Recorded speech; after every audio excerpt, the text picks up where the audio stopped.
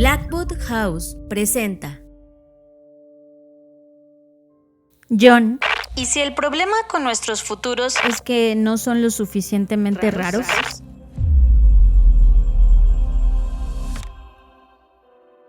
Durante mucho tiempo, seguro quienes nos escuchan o ya llevan tiempo escuchando estos episodios de este bonito podcast llamado Credit Talks, me han escuchado decir o quejarme sobre la ciencia ficción y el por qué no me entusiasman muchas de las ideas que se presentan en diferentes contenidos que a veces reseñamos en este podcast. Y la razón por la cual me parecen poco atractivos, ya encontré cómo explicarla de una mejor manera. Y se va a explicar mejor con la hipótesis de rareza insuficiente. Déjenme contarles de qué va. Esta hipótesis fue propuesta por John Evans y parte de una crítica fundamental a la manera que imaginamos el futuro. Simplemente, desde su perspectiva, no lo hacemos lo suficientemente raro. Y por fin pude leer que alguien expresó en palabras algo que a mí siempre me había costado quizás decir tan claramente. Y es, a lo largo de la historia, y él analiza varios ejemplos. Cuando tú ves hacia atrás con la perspectiva que te da el tiempo, te das cuenta que la historia, y sobre todo la historia tecnológica, no es lineal. Y haz un breve ejercicio. Explícale a una persona de hace 50 años qué son las redes sociales. Para esa persona, desde su perspectiva y su tecnología que tenía en ese momento, en 50 años en su mente no podía visualizar o vislumbrar que iba a haber redes sociales digitales. En su mente quizás imaginaba esta linealidad donde la tecnología de su época iba a seguir prevaleciendo, quizás iba a haber más de una cosa o menos de otra, pero se iba a extender por lo largo del tiempo. Y eso es justamente lo que nos pasa casi a todas las personas. Es decir, cuando imaginamos el futuro, imaginamos cosas que yo llamaría lugares comunes. Cosas que, por ejemplo, les voy a decir que es un lugar común. El hecho de que imaginemos que la IA toma posesión y control de la humanidad, eso se me parece un lugar súper común. Y John Evans coincide, él dice, casi de hasta me da hueva escribirlo. Porque eso es una linealidad en donde piensas, claro, hoy hay IA, entonces, ¿qué va a pasar en el futuro? Va a haber más IA y al haber más IA va a tomar el control. Y es como, es aburrido incluso pensarlo, es poco imaginativo. Lo que él nos invita y nos dice es que en lugar de permitirnos imaginar escenarios profundamente extraños o contradictorios o incluso inverosímiles, tendemos a proyectar el presente hacia adelante con leves variaciones. Por lo tanto, nuestras visualizaciones del futuro se mantienen dentro del margen de lo familiar.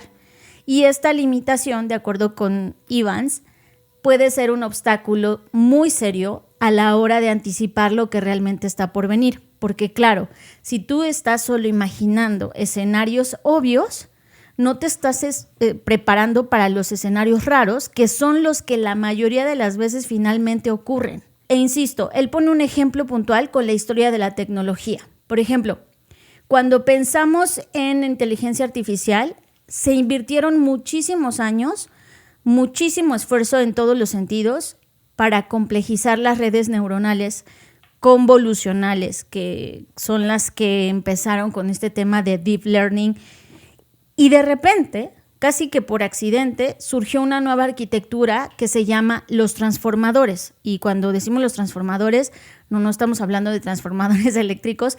Los transformadores es una forma que surgió de entrenamiento para estos lenguajes de inteligencia artificial. Es decir, no siguió una línea. Si hubiéramos seguido esa linealidad, hubiera seguido esta forma de entrenar estas redes, pero de repente alguien descubrió algo, que son estos transformadores, y la tecnología, en este caso la inteligencia artificial, tomó otro rumbo. Por lo tanto, en lugar de seguir una evolución predecible, lo que hace la innovación, sobre todo la innovación tecnológica, avanza como por picos, a veces estanca, a veces es una línea, a veces va hacia arriba, a veces va hacia abajo. Es decir, hay progresos graduales y de repente hay saltos que son como nadie se explica cómo pasó, pero pasó. Por eso es que este autor sostiene que los escenarios más extraños, aquellos que parecen absurdos, que parecen ridículos, son precisamente los que más atención merecen, porque dentro de su visión, esta rareza puede funcionar como una alerta temprana. Cuanto más extraño te parece un futuro posible, más deberías pensar en él. Y esto no significa que caigamos en el sensacionalismo, ni mucho menos, sino es más bien una provocación y una invitación a romper con el sesgo de la normalidad, con esta idea de que todo es lineal y entonces si hoy hay una cosa, mañana va a existir esa cosa, solo que un poquito más o un poquito menos. Porque eso que ignoramos por parecer demasiado raro, podría estar señalando o sentando las bases de una verdadera transformación que apenas se está manifestando en esa rareza y que no somos capaces de considerar porque decimos, ay, ¿eso cómo crees que va a pasar? Y eso es a mí lo que me pasa con la ciencia ficción. A mí lo que me pasa es que siento que la ciencia ficción, en lugar de estarnos ofreciendo realmente escenarios alternativos y disruptivos, ha caído en los mismos tropos, ¿no? En lo mismo de o son aliens, o es una IA, o es un robot, o es un algoritmo y que cobra vida y que hace cosas y que controla, y es como todo este tema de los robots asesinos, las civilizaciones espaciales, la conciencia digital, esos futuros están ya súper lavados, o sea, es como, ¿sabes? Como si fuera una máquina y están tallados y vistos y imaginados una y otra vez. Pero para mí el verdadero desafío es romper con eso, ir más allá y que realmente reconceptualicemos qué es lo alienígena, qué es lo extraño, qué es lo raro. Creo que ahí es donde está el secreto, no solamente para la ciencia ficción, sino para cualquier tipo de escenario que queramos vislumbrar hacia el futuro. Porque a pesar de lo que podría parecer esta postura a lo mejor inquietante o en sí misma extraña, no se trata de caer en el pánico ni mucho menos, sino de entender que estamos a tiempo para pensar en estos posibles futuros extraños y de tal manera tenemos tiempo para anticiparnos y para ajustar o tomar decisiones, las decisiones que tengamos que tomar. Y para eso necesitamos justo cultivar esta extrañeza como una especie de brújula y en decir, estoy imaginando algo lo suficientemente extraño o estoy cayendo en el lugar común de siempre. Para mí, el señalamiento, hola, ¿qué tal? Bienvenidos a Creative Talks. Para mí el señalamiento me parece, Fer, una evolución natural. Por ejemplo, la rareza o lo extraño de algo es porque realmente nadie había pensado en eso, pero 50 años después de cuando lo planteas y todo el mundo ya lo adoptó, entonces esa rareza se convierte en el lugar común. O sea, es una evolución de la rareza. El tema es que cuando ya te alcanza en el presente el lugar común, exige el imaginario una nueva rareza. Uh-huh. Por eso tú estás en esta constante búsqueda de dame lo raro. Pero hay gente que en este momento está por primera vez poniendo atención, aunque ya llevamos 50 años hablando de robots, por primera vez atención a un robot.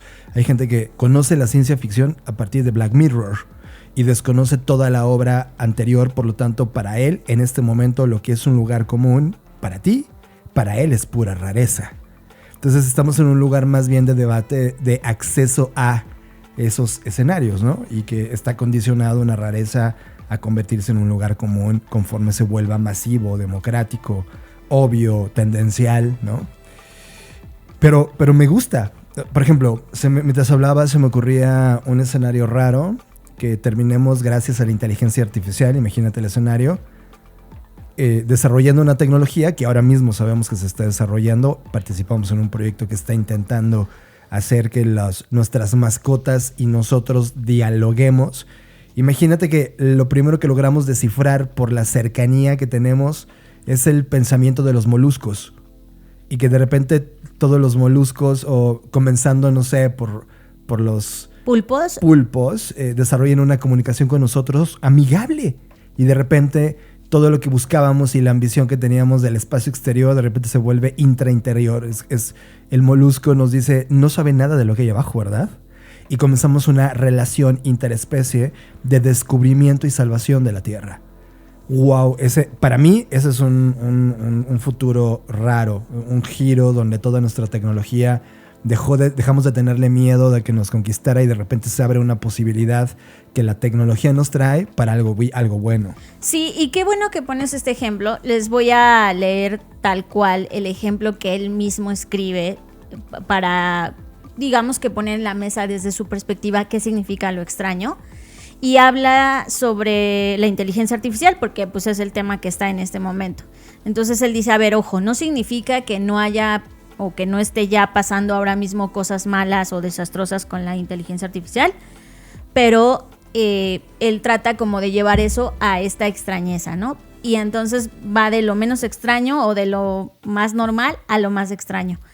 Entonces dice, a ver, una inteligencia artificial amoral que nos extermina a todos, y dice, ¿por qué? Pues ¿por qué no? Y dice, eso no es raro para nada. Segundo punto, la inteligencia artificial extermina a todo ser humano que come carne porque los considera irremediablemente contaminados moralmente.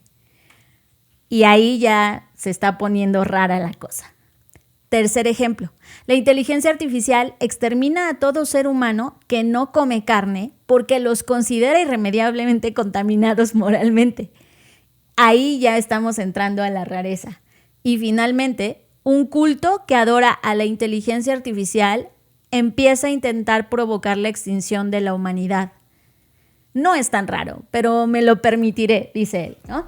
Entonces es, claro, partir de un escenario, digamos, común o un lugar común y tratar de, como tú decías, remasterizarlo, remezclarlo, recombinarlo para llevarlo a esta rareza. A mí la idea de que la inteligencia artificial extermina a seres humanos que no comen carne me parece genial. Es como, claro, sí hay un giro de tuerca, sí hay un más en la historia, sí hay algo extraño en esa declaración o en esa posibilidad o en ese microescenario que narra este enunciado. Y eso es lo que a mí me hace falta ver en las historias de ciencia ficción. Sin embargo, en donde sí lo empiezo a encontrar es en las historias de ciencia ficción latinoamericana.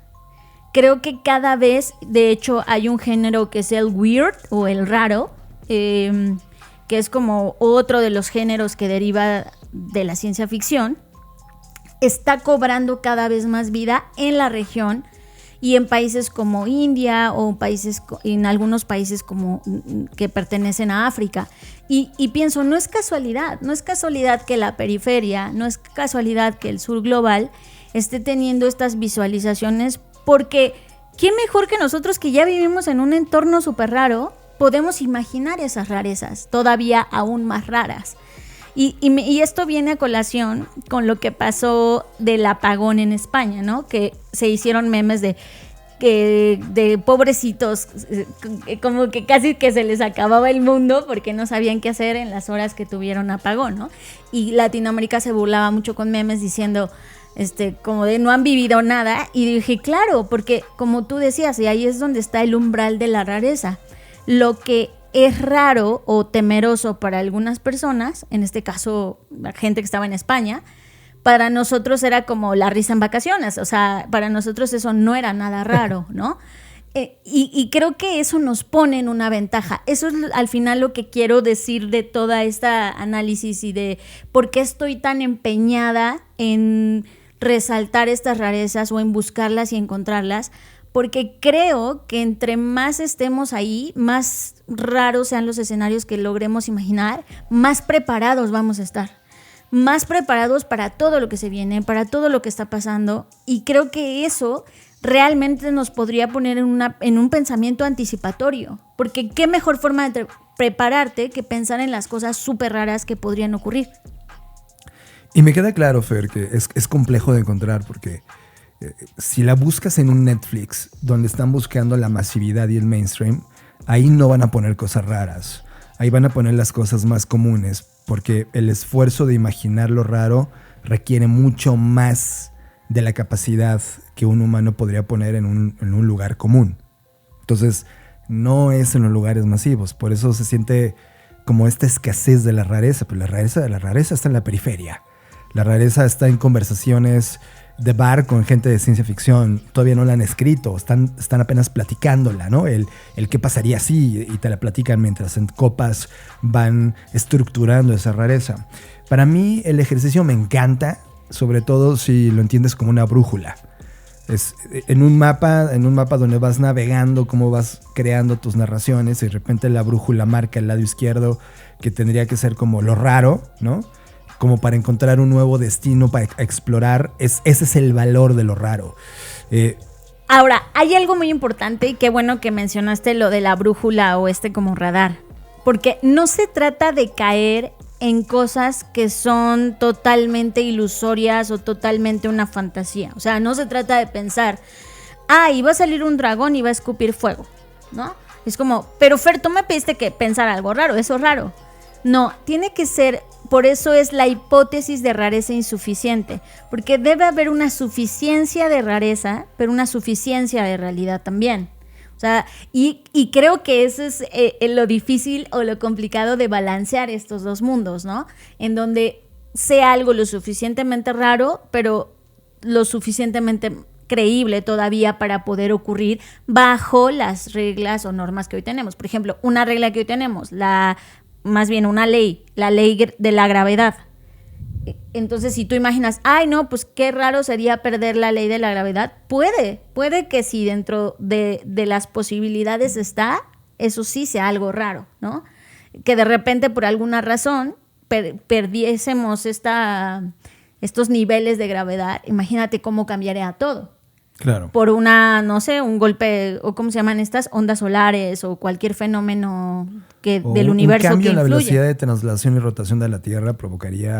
o un cambio en el magnetismo, ¿no? Claro. Es como, es suficientemente raro, pero sí, todavía es creíble porque estamos a expensas de un universo que no conocemos del todo. Que por eso también se llama ciencia ficción, porque si dentro de los parámetros de la realidad lo que tratas de extrapolar es qué pasaría en esa ciencia si ocurre un cambio científicamente probable que alterara la realidad. Exacto. Ahora, ojo, yo lo leo como que cualquiera que se le ocurra esta rareza no es por el hecho de tener razón al plantear la rareza, sino por el hecho provocativo de, al plantearla, hacernos cuestionar, ¿estamos preparados para eso? Ese es el punto que me parece importante, y eso es la razón por la cual siempre trato de empujar a mis estudiantes o a las personas que están alrededor mío, o incluso a nuestros clientes, de la dicotomía que hay entre la distopía y la utopía, porque eso es lo más fácil. De hecho, en un último ejercicio que hice cuando fui a Chile, justo les hice escriban qué es lo mejor que podría pasar, que en este caso eso es la pregunta que responde a la utopía, y después describan qué es lo peor que podría pasar, que eso corresponde a la distopía. Y una vez que lo escribieron, les dije, desháganse de eso y escriban un nuevo futuro. Claro. Entonces, eso a la gente le costó, a los primeros minutos les cuesta mucho trabajo, pero luego ya cuando ven plasmada su distopía y su utopía, entonces dicen, claro, no debe tener estos ingredientes y eso me permite crear una nueva receta, que es el otro, el futuro alternativo, el futuro raro, el futuro distinto a la distopía y la utopía, porque al final del día, bueno, la utopía lo sabemos porque en su nombre lo dice, la utopía es un no lugar, o sea, nunca se va a lograr porque ni siquiera existe, ¿no? La distopía es un lugar común. Entonces, estas ambivalencias que hay entre imaginar lo peor o lo que todo sale increíblemente bien, pues para mí no es que sean una pérdida de tiempo, pero en realidad no detonan una anticipación. Pero para mí pensar en estos futuros raros sí que detonan una anticipación. Y si se dan cuenta, ya no estoy hablando de la ciencia ficción, estoy trasladando esto a la capacidad estratégica que tenemos cada quien. Y véanlo así, lo mismo pasa con las compañías. O sea, si tú estás imaginando el lugar común en cualquier industria en la que sea que estés, lo único que vas a seguir haciendo es repetir los mismos patrones y nunca vas a ser lo disruptivo que según tú quieres ser, lo innovador que según tú quieres ser, porque la innovación y la disrupción no viene de los futuros comunes, no viene de los lugares comunes, viene de aquellas personas que han logrado imaginar otros futuros que parecen ridículos, que parecen inverosímiles, que parecen absurdos, pero que al final del día los estamos habitando. Y eso que dices, Fer, y déjame agregar un nuevo sazonador a esta conversación, porque no sabía que estaba conectado y traigo algo que va a conectarse.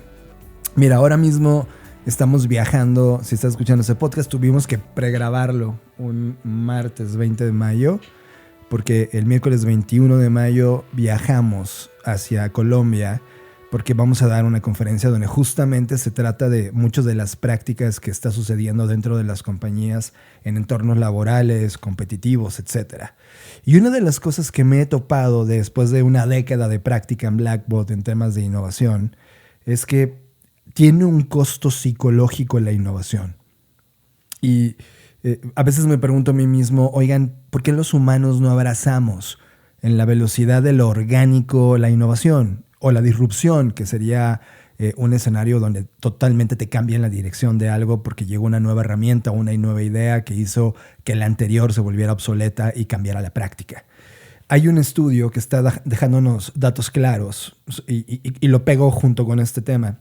El estudio encontró que hay un costo psicológico de las disrupciones constantes. Y las disrupciones constantes pierden el sentido y alimentan el agotamiento entre los seres humanos que no logran entender el valor de esa disrupción o de esa innovación. Por lo tanto, la innovación no solamente necesita ser rara, sino necesita tener propósito. No solamente ser de velocidad, sino que se pueda alcanzar. Y los líderes deben de priorizar la atención y la claridad sobre el caos. Tomando esa fotografía como referencia, Fer, el humano no está listo para la cantidad de disrupción que está ocurriendo todos los días. Es más, este podcast, Fer, o sea, a mí me encantaría conocer la persona que ha aguantado todos los episodios. Conocemos personas que llegan, se intensean y luego se quiebran y abandonan por meses el podcast. Y luego regresan un año después diciendo, ya regresé. Porque tuvo un momento psicológico, un costo psicológico, el llevar la velocidad de este podcast. Porque todo el tiempo estamos hablando de cosas nuevas, cosas distintas y no cosas simples. No estamos hablando de gossip, estamos hablando de temas que cambian la historia de la humanidad constantemente. A veces sí echamos un chismecito. Pero un chismecito que cambia la historia de la humanidad. O sea, no es como un chismecito de la vecina de, ya viste. No, es un chismecito que cambia la historia de la humanidad. Y esa disrupción constante se convierte en una disonancia. Entonces, pero a ver, es que aquí quiero tocar un punto muy, muy importante. Yo no estoy de acuerdo con que estemos viviendo tantas disrupciones. Y ahí es donde entra la maravilla del poder de las narrativas.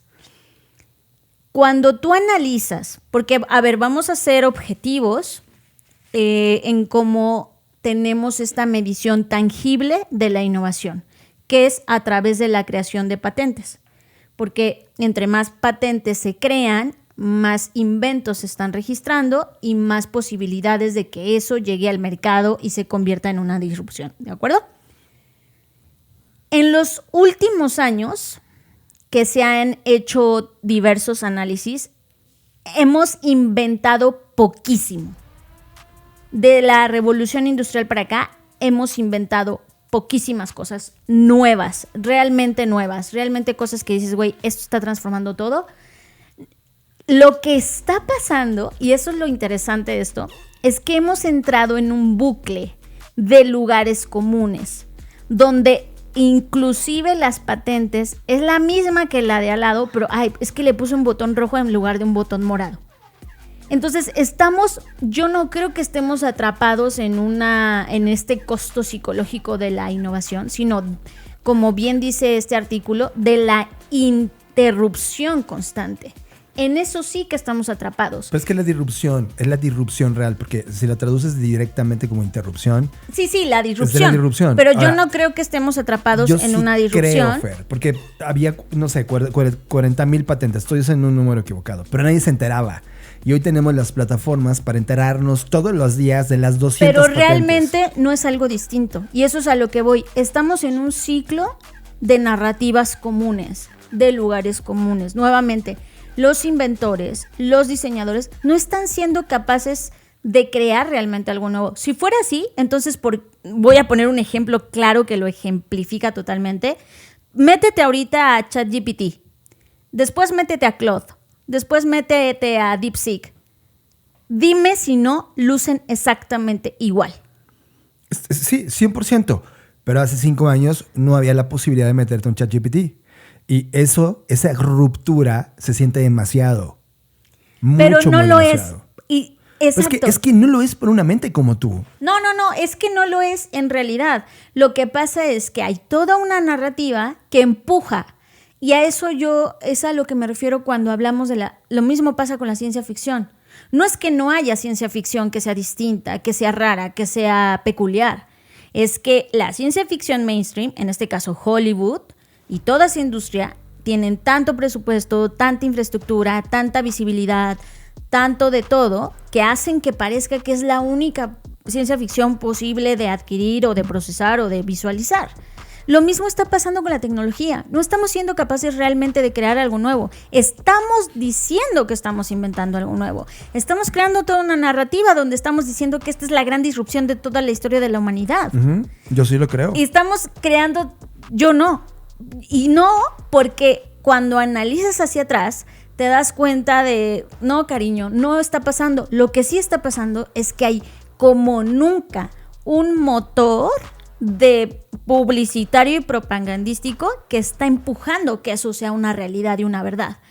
Pero no, en el fondo, en las patentes, en el análisis mismo de la tecnología, no hay realmente cosas nuevas detrás. Ahora, eso no quiere decir que porque no hay, la gente no lo perciba así. Al final del día, las narrativas construyen percepción y lo que las personas están percibiendo es eso, que todo está cambiando muy rápido, que tengo que subirme, que tengo que aprender, que tengo que, no sé cómo, pero implementar la inteligencia artificial. Claro que está pasando eso. No, y el ejemplo claro es Klarna. O sea, hace menos de un año estaba no, ya vamos a correr a todas nuestras personas. Y corrieron a muchas y las personas. corrieron. Y ahorita, no, ¿saben qué? Una disculpita, porque todavía no se puede hacer lo que prometimos. Pero es que la gente de Klarna es porque está idiota. O sea, se sabe que en este momento de la fase de la IA es una fase de hype donde hay que estudiar antes de invertir y decir ese tipo de tonterías masivas que luego todo el mundo lo copia y lo hace, inclusive las compañías de tecnología corren a su propia gente. Pero ya lo aprenderán. Por eso un fenómeno de la tecnología se llama reviente de la burbuja. Y ese es el capítulo que viene. Estamos próximos a ese destino. Pero yo sí creo que sí está cambiando. El tema es que está cambiando en una sociedad que no está permitiéndose adoptarla, ni entenderla, ni siquiera saber el por qué eso está ocurriendo. Y la razón es porque estamos en un estado constante de sobrevivencia. Cuando la sociedad está en fase de sobrevivencia, no le importa nada más que sobrevivir. Y cuando una compañía está en una fase de sobrevivencia y de repente le anuncian que la IA, por culpa de compañías como Klarna, es la herramienta de sobrevivencia, la convierten en prioritario sin siquiera entender si eso o el por qué eso o el sentido de eso, y eso provoca estrés. Por eso se siente que esta velocidad de la disrupción y gente como nosotros que estamos en innovación y diseño no logramos explicar culturalmente la relevancia de entender las cosas porque ellos están destinados a sobrevivir. En su hoja de día a día tienen 2 metas: vender a tal nivel que les permita sobrevivir. Son esas 2 grandes metas. Y cuando tú le metes, no, pero tienes que estudiar. No, me quita tiempo. Necesito vender para poder sobrevivir. Si estudio, me quita tiempo de esos 2, por lo tanto, no puedo incorporarlas.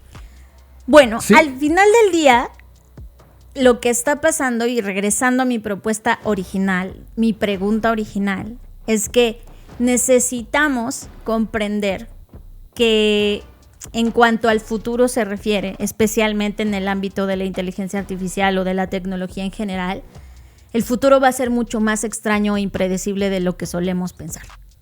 Yo no sé. O sea, yo creo que mucho de las cosas que te permite justo la perspectiva, y cuando analizas la historia de la humanidad, así, el pasado, o sea, la humanidad se está moviendo en loops absolutamente predecibles. Lo único que cambian en los loops son las herramientas que potencian las mismas actividades que ya veníamos haciendo. Eso es lo predecible de la historia. Lo impredecible son justamente esas herramientas tecnológicas. No, lo impredecible no son las herramientas tecnológicas. Ahí sí estás equivocado. Cuando se analizan los grandes periodos de cambio, lo predecible son las herramientas. Lo impredecible, y a eso es donde yo empujo, a pensar, porque lo impredecible no va a venir de la tecnología. Lo impredecible va a venir del comportamiento sociocultural.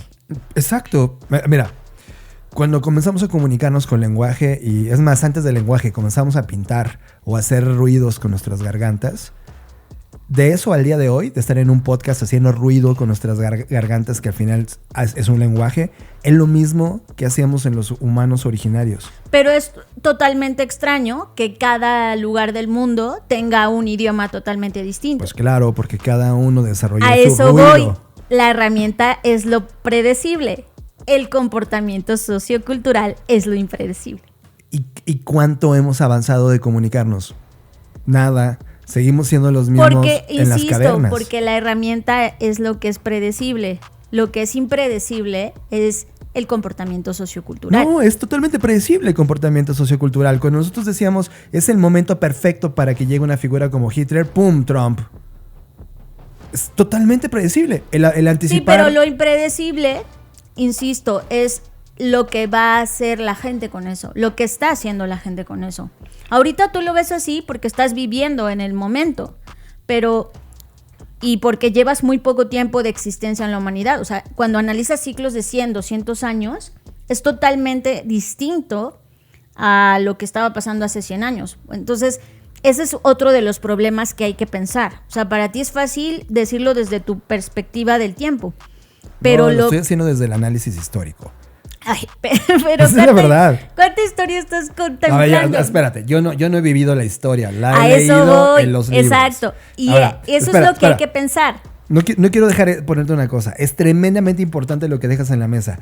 Imaginemos futuros extraños, porque son los que nos permiten debatir y prepararnos y tratar de mover la aguja hacia otro lugar. Pero si no existen esos futuros extraños, o no son populares, o no se convierten en lugares comunes, no tiene nada de éxito pensar un lugar extraño. Pero es que el punto es ese. El tema de pensarlos no es su factibilidad o probabilidad de ocurrencia. El tema de pensarlos es estar preparados, porque esos futuros extraños van a pasar con o sin nosotros. Me queda claro. Y ese pensamiento de preparación te vuelve en un prepper. Ya hemos platicado de la cultura prepper. Pero no todos los humanos, de acuerdo a estos estudios psicológicos, y más en un punto donde la humanidad se está volviendo loca y mentalmente nos estamos volviendo unos desquiciados, eso es lo que está pasando masivamente, pues no tenemos la habilidad de entender la innovación y la disrupción, y menos 400,000 nuevos futuros raros y extraños. No tenemos esa capacidad. Quienes la tenemos somos los storytellers. Por lo tanto, esto sí es un llamado, ¿no? Lo logro entender.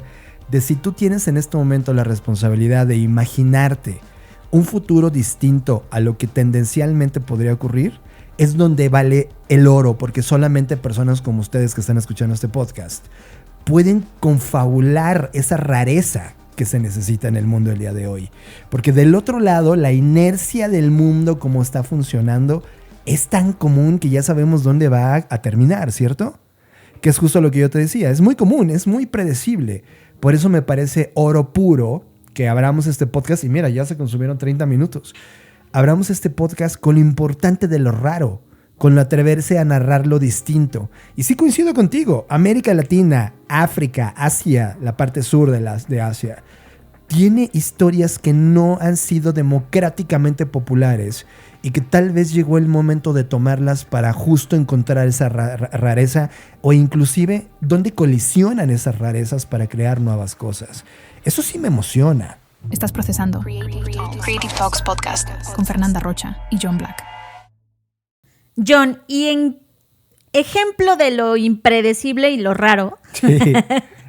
que me encanta cómo se conecta todo, estamos viendo, y ya lo habíamos platicado incluso para clientes que hemos contactado o con quienes hemos hecho relación este año, sobre el auge de una marca que al día de hoy, mientras hablamos, se ha convertido en una de las marcas de juguetes más importantes, incluso más que Mattel, más que Hasbro, que sabemos que estas a su vez son propietarias de marcas como Barbie, Hot Wheels, y que le han invertido una cantidad impresionante de dinero los últimos años, pues para hacer las marcas prevalentes en el mercado.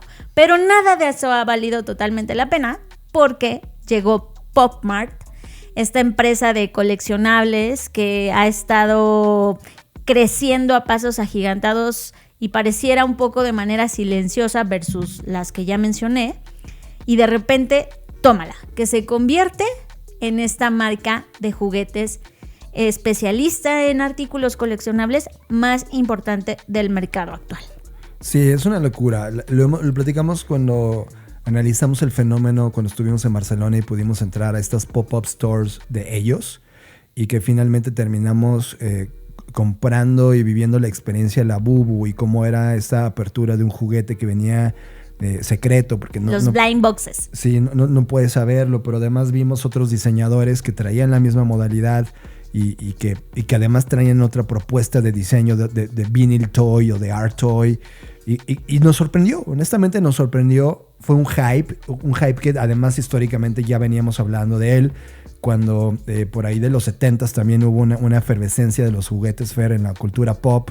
Pero usualmente en el mundo de los negocios, dependiendo de la categoría donde te muevas, oscila entre 6%, 12% si estás reventándola, si eres super rockstar. Pues, ¿qué creen? Esta compañía Pop Mart está por encima del 30%. Solo para ponerte una referencia, el único cercano a la categoría de ganancia de un Pop Mart es un Ferrari. Ferrari por cada $1 gana 28 centavos. Es impresionante, el 28%. Y está entre los más altos. O sea, Pop Mart ya está metido en la categoría de luxury. Una marca de luxury. Sí, en términos de los márgenes. Los márgenes de ganancia está en la misma liga que las gigantes de lujo, porque también aquí está el grupo de marcas de lujo, el más importante que tiene estas marcas de Yves Saint Laurent y todas estas. Ellos ganan 23 centavos por cada $1. Y por ejemplo, Hasbro, que debería estar en la categoría de juguetes donde participan, solo ganan 17 centavos por cada $1. O sea, el doble lo gana Pop Mart. Es impresionante que el doble, o sea, ni Hasbro no llega ni a la mitad. Mattel gana 13 centavos. O sea, todo el show de tener una Barbie y por cada $1 que cuesta una Barbie, ellos ganan 13 centavos. Ese es el verdadero profit. Después de todo lo que ellos ya hicieron de costos, producción, marketing, distribución, se quedan 13 centavos por cada $1. Y es un promedio. De hecho, 13 centavos es bueno. O sea, si lo ves así, Mattel y Hasbro, que Mattel tiene 13 y Hasbro 17, les está yendo súper bien. O sea, la verdad, honestamente, súper bien. En la industria de autos comunes, como no sé, una compañía como Nissan, le gana 6 centavos. Ya hemos comentado en otros episodios por el momento geopolítico en el que hoy estamos. Entonces, no se sabe si incluso este tipo de juguetes van a ser sujetos de estas nuevas reglas de aranceles, ¿no? Y de cómo eso va a afectar a la marca quizás en sus costos, etcétera. Pero lo que sí es un hecho es que se están convirtiendo en verdaderos artículos de colección.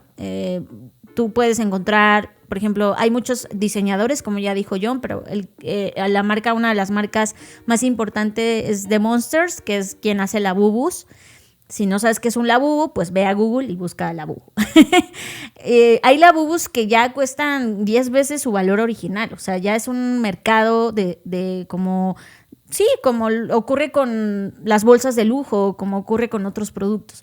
Entonces, creo que es interesante porque además rompe con el esquema. A mí lo que me hace preguntarme es ¿por qué? ¿Qué está pasando? Y yo en lo personal he visto que quienes más consumen este tipo de juguetes no son niños, son adultos. Y eso también es interesante porque me habla de si hay un cambio realmente en este tema de los juguetes, hacia dónde va a influenciar a las nuevas generaciones, no las va a influenciar, va a ser una moda pasajera como en su momento fue con Hello Kitty y fue como un boom, que hoy Hello Kitty también es una marca que sigue creciendo y todo, pero que ya no es como en su momento, ¿no? Entonces no sé si esto va a ser simplemente una moda pasajera, pero lo que sí es un hecho es que algo está haciendo totalmente distinto Pop Mart, además de la frescura que da que tengas un juguete que no sabes qué hay adentro, que es un Kinder sorpresa, ¿no? Ándale, es como un Kinder sorpresa. Pero más allá de eso, creo que hay que rascar un poco más. Creo que hay otros insights o hallazgos que podemos encontrar que explican realmente qué está pasando con este fenómeno, qué cosas está reemplazando, qué cosas está sustituyendo, qué valores hay detrás de esto. Esas son las preguntas ya profundas que me hago. O sea, una cosa es el hype, la noticia, que evidentemente los veo por todos lados, pero otra es que me hace preguntarme ¿por qué ahora? Y solo voy a dejar un comentario en la mesa respecto a esto. En México se hizo un festival Labubu que no era oficial. Simplemente fueron personas que se organizaron y dijeron, ay, nos gustan los Labubus, vamos a hacer una fiesta de Labubus. Y lo que me llamó la atención es que hicieron un reportaje y le preguntan a una persona que tenía como, no sé, 200 Labubus. Oye, ¿y por qué estás coleccionando a este nivel? Era una señora como de, no sé, voy a decir una edad, como de 45 años. Y dijo, porque estoy sola y esto es lo que me gusta hacer. Y lo unes cuando te das cuenta que tenemos una enfermedad mental y que estamos más solos que nunca. Exacto. Entonces, hay gente que está cayendo en la ChatGPT para enamorarse y hay gente que está comprando Labubus. Ese es el punto. Ahora, recuerden que esto no lo decimos desde el juicio de, las personas no tienen que hacer. Es un fenómeno que lo observamos. Ahora, Fer, imagínate que pongas un Labubu con IA. Ándale. Siento que estamos a nada de ver el Furby Labubu, ¿sabes? Sí. Como... Sí, nosotros tenemos la Furbies y la razón por la cual lo coleccionamos es porque era el punto exacto de un robot casero para entretenimiento.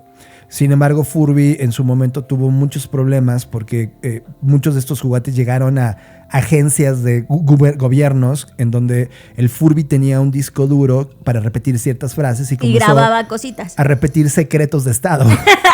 Eso no le gustó nada al gobierno de Estados Unidos. Al Pentágono no le gustó. No le gustó y tuvieron que primero cancelar todo contacto con esa tecnología de entretenimiento y eso condicionó mucho el futuro de lo que Furby podría hacer porque hubo regulaciones que seguir, etcétera. Entonces, no sé, o sea, con esto que estamos observando como fenómeno... Sí, ¿qué sigue? Creo que va para allá. Esa es la pregunta. Y es como, a ver, ¿sabes qué va a pasar? Pero mira, eso que estamos imaginando, fíjate cómo es bien fácil, es un lugar común. Pues sí, porque ya la Habría humanidad... que imaginar un futuro raro. La humanidad ya se lo había imaginado. Por eso digo que los Beanies ya habían ocurrido. Por eso, en pos de nuestro podcast y para ser congruentes, habría que imaginar un futuro raro. Yo te voy a decir qué va a pasar en un futuro raro. Y ustedes me van a entender, América Latina, porque nosotros desde México vivimos con una cultura que le decimos fayuca. Déjame me explico. Antes de los tratados de libre comercio y de la globalización que tenemos el día de hoy, que ahora mismo estamos en una pausa o casi en un movimiento de desglobalización con todo lo que está ocurriendo en este momento con las políticas internacionales, pues antes de que hubiera esos tratados, comprar algo en Estados Unidos era a través de mercados negros. Uh-huh. Esos mercados negros eran fayuca, así le pusimos el nombre. No eran legales, eran mercados en calles de Ciudad de México, que por ejemplo Tepito, que es una zona muy cercana al centro de la Ciudad de México, donde llegaban todos estos productos importados legalmente de Estados Unidos para ser vendidos en el mercado negro. Si tú aspirabas a un Walkman, porque no había tratado de libre comercio, tenías que conseguirlo en la fayuca. O ibas a Estados Unidos y te comprabas uno. Ese era el tema. Ahora va a haber una fayuca a la inversa, Fernanda Rocha. Porque en Estados Unidos ciertamente van a prohibir, imagínate los Labubus con IA, los van a prohibir, pero claramente China los va a seguir haciendo. Entonces, los norteamericanos o los países que estén cerrados a las industrias chinas van a crear su propia fayuca de los países que sí tienen permitido exportar e importar estos productos. De tal manera que veo claramente Texas, toda la frontera de México, yéndose a un Tijuana, por ejemplo, ¿no? A comprarse Labubus que sí se pueden distribuir en México, pero que en Estados Unidos están prohibidos. Entonces, es un escenario a la inversa de la fayuca. Se va a llamar Fayucation. Ojo, o sea, la verdad yo lo veo así. Y como tú dices, Fer, en el escenario global del comportamiento humano, estamos a un chispazo para conectar esos dos cables. Me gusta, me parece lo suficientemente interesante. Creo que ahí hay mucho que explorar, pero lo que nos tenemos que quedar en la mesa todos los demás es cómo esto va a cambiar los comportamientos de un montón de cosas. Porque también veo que ahí entra todo el tema de la digitalización y de las criptomonedas, porque si yo no puedo con dinero, digamos, normal, pagar en dólares este muñequito en una tienda, porque de entrada no lo dejan pasar a las tiendas y ya no puedo comprarlo, pues ahí es donde puedo comprarlo en una tienda online que pueda tener otro código postal que no sea de China y fingir que viene de otro lugar y Claro. pagarlo con dinero irrastrable. O sea, creo que también ahí entran un montón de cosas que pueden, o que seguramente mientras hablamos ya están pasando, pero me parece interesante porque podríamos, y creo que lo importante a resaltar aquí es, puedes comenzar a hablar de la bubus, pero cuando vas metiéndote en las capas de lo social, lo tecnológico, lo económico, lo geopolítico, encuentras que hay todo un nuevo universo de cosas que pueden pasar. Quiero dejarte una señal que observé, Fer. No es masiva todavía, pero son señales ya de personas que ya están sosteniendo una nueva relación. Como saben, hace una semana estaba en Uruguay y en ese evento conocí a varios speakers. Uno de ellos ya estaba tremendamente metido en el mundo de la inteligencia artificial, pero metido ya sumergido. O sea, ya un ser humano Poseído, dices tú. Sí, ya no era un ser humano, ya era un algoritmo aumentado interactuando con otros algoritmos. Ese es el comportamiento, lo cual está bien porque matemáticamente todo tiene una explicación y en ese mundo en el que vive, que puede matemáticamente ser programado, pues tiene total sentido. Sin embargo, su relación con la IA ya es una relación casi humana, es decir, no establece preguntas con nadie más, solo establece relación y preguntas con la IA. Entonces pude enterarme de dos cosas. Primero, todo el tema de prompts, que antes estaban totalmente ligados a un lenguaje computacional, es decir, tenías que pensar como computadora para obtener lo mejor de las respuestas computacionales que te daba, y por eso todo el tema de engineering o prompting engineer era como la parte número uno que ahora se ha desvanecido, pero se ha desvanecido por culpa de este tipo de seres humanos, porque claramente este ser humano no interactuaba con la IA desde un punto de vista del lenguaje computacional, sino que lo hacía desde un lenguaje natural. Déjame me explico. En lugar de decir, oye, IA, actúa como un especialista de tal y dame el resultado de tal cosa y crúzalo con tal variable y tal, que puede ser un lenguaje tremendamente claro de factores, vectores para obtener un resultado, acá le decía, oye, Samantha, ¿qué significa esta cosa? ¿No? Y Samantha respondía, ¿no? O sea, que ya tenía un nombre, ya tenía una asignación. Pero che, esto no es así. Lenguaje natural. Es decir, modismos, expresiones coloquiales, ya no lenguaje computacional, sino un A/B testing de una conversación. Y aún así la IA se esforzaba por contestar. ¿A qué voy? Aquí este salto de lenguaje computacional que se está diluyendo y que se está quedando para mentes como la tuya, Fer, que claramente entiende un lenguaje computacional y le puedes pedir con tecnicismos a la computadora que te entregue con tecnicismos de vuelta y calidad, pues ahora se está convirtiendo en conversaciones comunes y corrientes con respuestas comunes y corrientes, pero que de alguna manera sí son funcionales. Eso me lleva a concluir que toda la investigación que hicimos sobre vibe coding, el término vibe llegó para quedarse, porque lo que estaba plenamente haciendo este ser humano era vibrar en la conversación con la IA. Estaba vibe chatting, estaba vibe creating, estaba vibe asking, estaba vibe something. O sea, este chico no le importaba el código de A más B más C más D. Él era XZWA, yeah. ¿Sabes? No le importaba, así hablaba y así obtenía resultados. Por lo tanto, la IA y la manera en cómo estamos interactuando, y tú y yo lo dijimos en la cátedra cuando establecimos la hipótesis, de que esta fase ya no era una fase de diseño de interacción, es plenamente una fase de diseño de relación. Si llevas ese concepto de diseño de relación al mundo de los juguetes, como ahorita lo hemos platicado con los Labubus, vamos a enfrentar un escenario en donde la línea que divide una conversación con una computadora contra un juguete, porque ya lo haces en lenguaje natural y te responde como si fuera cualquier otra, pero dentro de la fantasía de que es un juguete, porque probablemente los Labubus tengan su código de Labubu y te responden siempre con bu. Entonces, yo soy Felizubo. ¿Sabes? Entonces, ese choque va a ser una fucking locura. Me deja reflexionando un montón porque eso tiene que ver mucho con cómo va a cambiar nuestro sistema cognitivo.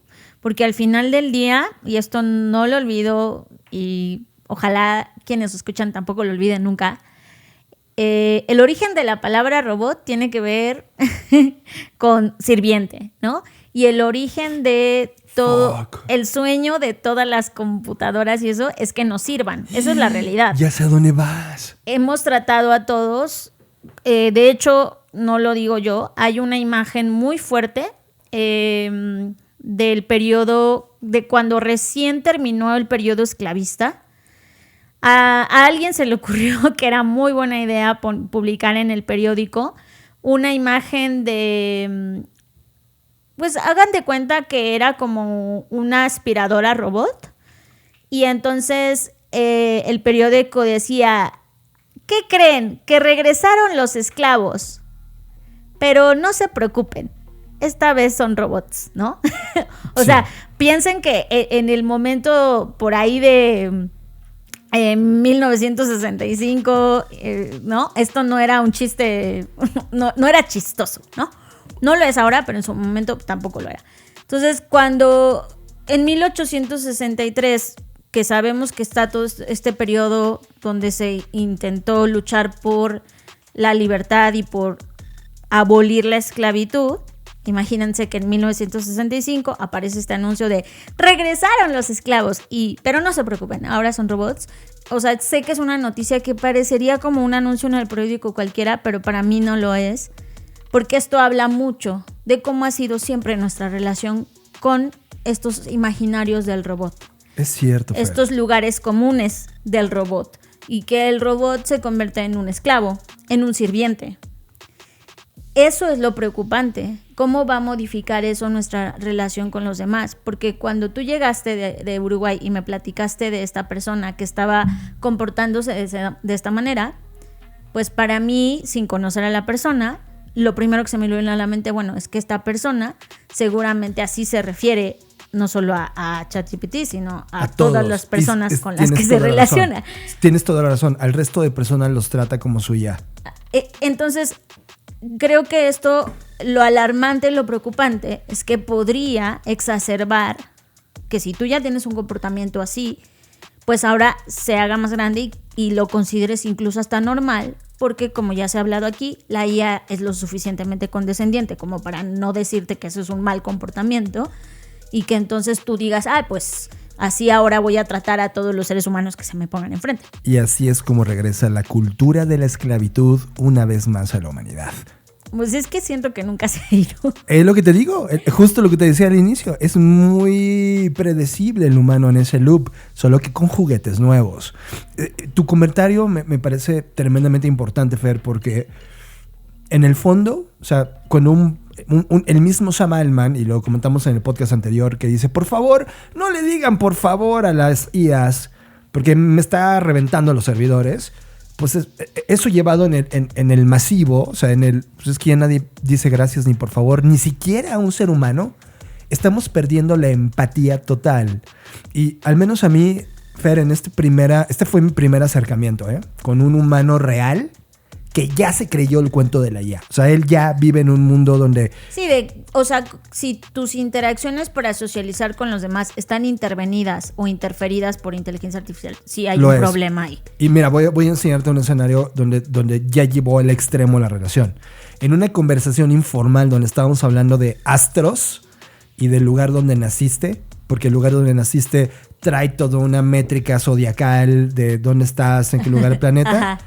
Pues para él dice, sí, eso lo podemos hacer con una IA. Y la IA lo puede hacer todo. O sea, y cuando la IA se equivoca, porque evidentemente la persona igual que ya llevaba su carta astral decía, pues es que me la acaban de hacer ayer. O sea, dile, la IA está equivocada. Él le reclamaba a la IA, dice que estás equivocada, corrígelo, ¿no? Así. Y yo digo, ya déjalo en paz. O sea, solo se equivocó y acepta que todavía está en una fase Atari. O sea, no es Dios. Sin embargo, le pedía a la IA constantemente, corríjalo, así como 6 o 7 veces. Para mí, observarlo y ser parte de esa generación donde ya hay una relación con la IA. Ahora, a lo mejor está escuchando este podcast y si te sientes aludido a la mala, pues házmelo saber. Estoy observando un acontecimiento que me tocó presenciar de primera persona y que si tú no te has autoanalizado, pues llegó la hora de ver un espejo y no preguntar a tu IA qué está pasando. Pero claramente iban 2 seres humanos acompañados. No sé si eran pareja, no sé si era una relación únicamente profesional o no, pero inclusive la relación con la IA era 90% interactiva y la relación con el humano más cercano era 10% interactiva. Entonces, pero estaba bien para los dos. O sea, ambas personas en ese círculo social, ambas... Bueno, al menos era consensuado. Sí, pero o sea, que ya haya concentrado la IA el todo sí, de sí, ese sí entiendo, humano. ¿Sí me entiendes? Sí te entiendo. Me tocó verlo. Espero en el futuro que eso no sea así, pero Que no sea la evidentemente- norma, que sea sí, un no caso la- aislado. Que sea un caso, sí, ojalá, pero al parecer en el fondo todos querían ser como él. Estás escuchando Creative Talks Podcast. Creatividad, innovación, diseño, negocios y futuros. Fer, hay una banda de música que siempre estuvo en la punta de la vanguardia de toda una generación. Sin embargo, por alguna extraña razón, esa generación dejó de amar a esa banda. Ah, qué triste, ¿no? Steve Jobs nunca lo dejó detrás. Fue la música que sonó cuando el iPod apareció. Fue la música que sonó cuando el iTunes llegó. Fue la primera edición especial de un iPod en la historia. Y hoy, sin Steve Jobs, Bono de U2 recibió una ovación de pie de 7 minutos en Cannes por su nueva película que se llama Stories of Surrender. Es una película de un concierto que Bono ha tenido. Tiene un toque totalmente personal, minimalista. Va a llegar a Apple TV a finales de este mes. Y el estreno en Cannes, que además estuvo fuera de la competencia, fue un estreno alternativo. Lo que Bono dijo y nos hizo recordar por qué Cannes había nacido. Cannes se creó para combatir el fascismo. No lo sabían ustedes, pero en 1939, cuando se funda Cannes, el movimiento de Cannes, era en respuesta directa a la apropiación del Festival de Mostra Venecia por Mussolini y Hitler. Así es como nace Cannes, o el Festival de Cannes, o todo el movimiento de Cannes, tanto en cine como en creatividad, etc. El que regrese una banda como Bono o una banda como U2, liderada por Bono, a recordárnoslo y hacer un poco de sus historias personales, de cómo la música representaba a una generación y qué significa innovar y llevarte al individuo en el centro y no a la tecnología en el centro, me parece un momento necesario en un punto donde estamos preguntándonos o imaginándonos futuros extraños. Me parece algunas cosas que sí vale la pena seguir abrazando y no soltando. Así que lo dejo. Pónganse atentos a Apple TV Plus porque Stories of Surrender va a ser estrenado de la voz de Bono. Eso me parece súper lindo. O sea, eso es como en estos siglos que tú mencionas que se repiten. Yo no creo yo creo más en esta frase que dice: la historia no se repite, pero a veces rima, ¿no? Porque nunca se va a repetir exactamente qué como belleza. es. Sí, me encanta. Me pongo de pie.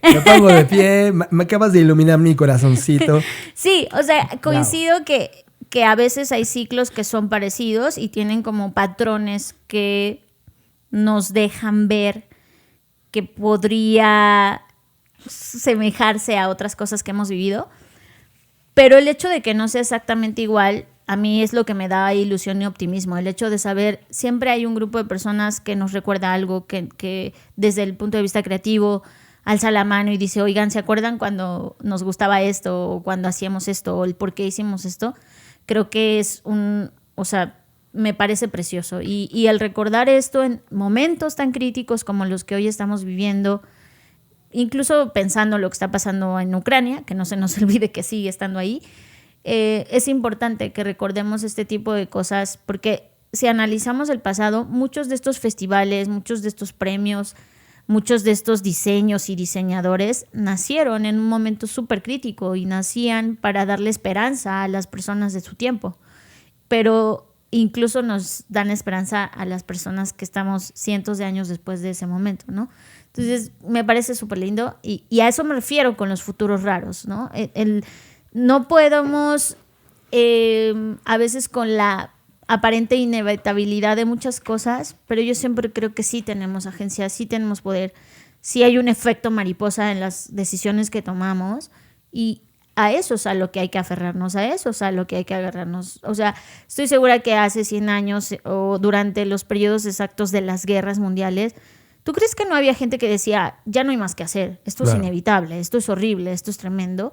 ¿Y cuántas historias no tenemos de gente que incluso en medio de ese lugar creaba cosas distintas? Sí, si esas personas no hubieran imaginado futuros raros, futuros distintos, porque estoy segura que en medio de una guerra un futuro raro es un mundo de paz o un mundo tranquilo o un mundo de no guerra, es un futuro raro.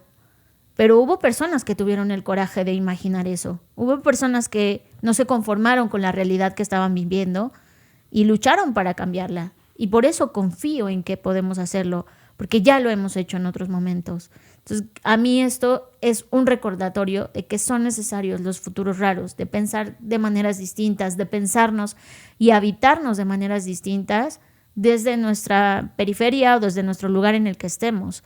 No es imposible.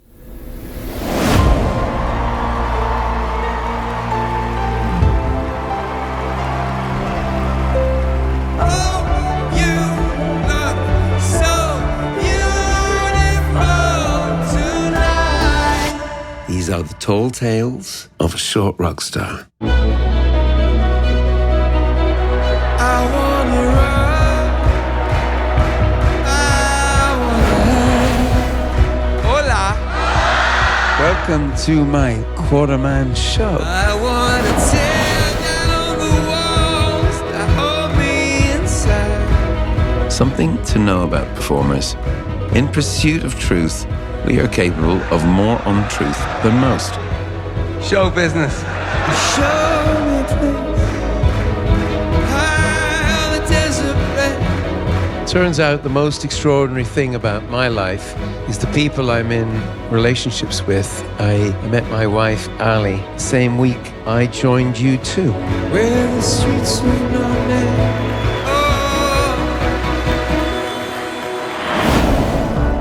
Last time I saw my mother alive was at her own father's funeral. This sounds almost too Irish, I know. My father's response to this tragedy was to never speak of her again. I craved my father's attention, so I sang louder and louder. It's a beautiful day. We'll never get away. Beautiful day. Yeah. I was born with my fists up. Surrender does not come easy to me. This is my story. I'm stuck with it. You don't need it now. I'm going to have a very strong drink. You don't have to laugh, actually. Estás procesando Creative Talks Podcast con Fernanda Rocha y John Black. Y con esto llegamos al final de Creative Talks Podcast. Un poco contestatarios, y ves que en algún momento me porté muy defensivo. Fer, te pido una disculpa. Coincido contigo. Amo lo raro, amo lo extraño, pero sobre todo cuando eso extraño propone cosas y no solo viene a destruir solo porque sí, porque eres raro y ya. Y creo que estamos en un punto en donde entender la rareza como un aporte es súper necesaria. Antes de despedirnos y hablando de estas rarezas, John, quisiera agradecer a todas las personas que asistieron al taller de memes y futuros. Nos la pasamos increíble, estuvo súper divertido y estuvo tan bueno que se va a repetir. Ya tenemos nueva fecha, el sábado 26 de julio. Es un taller de 3 horas y cuarto, 3 horas y cachito, para que pues aprendamos a ver las señales que nos traen los memes, ¿sí? Esos artefactos culturales de mayor distribución y que nos dan muchas horas de mucha diversión, pues no solo pueden darnos eso, sino también pueden funcionar como señales e indicativos de justo qué es lo que está cambiando, qué podría cambiar y qué futuros raros podemos crear. Además, también estamos inaugurando nuevas fechas. Tenemos un nuevo curso que esto es para crear un doble de tu cerebro. Le llamamos memoria extendida porque así es como funciona. Y lo que hacemos en este curso, taller, es básicamente explicar cómo puedes usar Obsidian y el método Zettelkasten para poder crear un doble de tu memoria y así tengas un respaldo de todas aquellas ideas que tienes y de todas esas miles de ventanas que nunca terminan en ningún lado, pues ahora puedas crear este jardín de ideas en donde no pierdas ninguna cosa. Y sobre todo para las personas que investigan o que quieren escribir un libro o que escriben contenido para redes sociales, de verdad esto les puede ayudar muchísimo. Y también tenemos nuevas fechas para nuestro taller de captura y análisis estratégico de tendencias y para el de cómo pensar como un futurista. O sea, contenidos en Black School está viendo al por mayor. Para saber más de cada uno de ellos, horarios, fechas, costos, etcétera, pueden ir a la página blackschool.rocks y ahí ver todos los cursos que hay disponibles. Y si tú por alguna razón necesitas una beca, podemos darte una beca de hasta el 25% de descuento si escribes a nuestro WhatsApp, que ya sabes que es 55 83 69 59 59. Ahí nos mandas un mensaje y si cumples con los requisitos, que básicamente son 3 situaciones por las que damos becas. Si estás pasando por un momento, quizás no tienes empleo, o hay más personas que dependen de ti y ahorita están en una situación crítica, o simplemente estás pasando por un momento difícil en el que no puedes costearlo totalmente, puedes solicitar la beca. Así que pues tenemos estas posibilidades y siempre estamos atentos y sensibles a las necesidades que tengan las personas, aunque sí los micro talleres estamos tratando que sean lo más asequible posible, pues para que toda la gente pueda tener, que lo desee, por supuesto, pueda tener acceso a estos cursos y talleres. Pues ya está. Muchas gracias por estar aquí en este podcast. Yo fui John Black. Y yo, Fernanda Rocha. Nos vemos en el futuro. Gracias por escuchar Creative Talks Podcast, el podcast que habla de creatividad, innovación, diseño, negocios y futuros, con Fernanda Rocha y John Black, fundadores de Blackbot, la compañía que diseña el futuro. Creative Talks Podcast, un podcast presentado por Blackbot y disponible en su versión extendida en exclusiva para Patreon. Creative Talks Podcast. Nos vemos en el futuro. Blackbot House presentó